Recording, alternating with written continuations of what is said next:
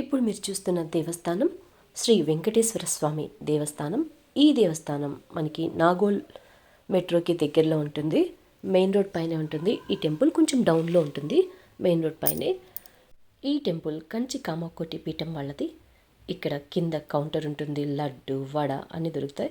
ఈ టెంపుల్ పైన ఫస్ట్ వెంకటేశ్వర స్వామి ఉంటుంది, మళ్ళీ ఇంకో సెకండ్ లెవెల్లో వచ్చేసి శివుడు, అయ్యప్ప స్వామి ఇంకా అమ్మవారు ఉంటారు. ఈ దేవస్థానం అయితే చాలా బాగుంది, ప్రశాంతంగా ఉంది.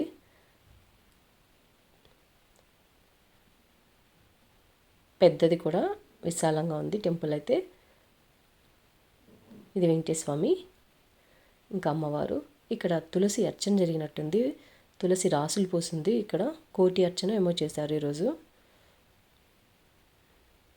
అందుకని టెంపుల్ అంతా మంచి వాసనతో నిండిపోయింది ఈరోజైతే.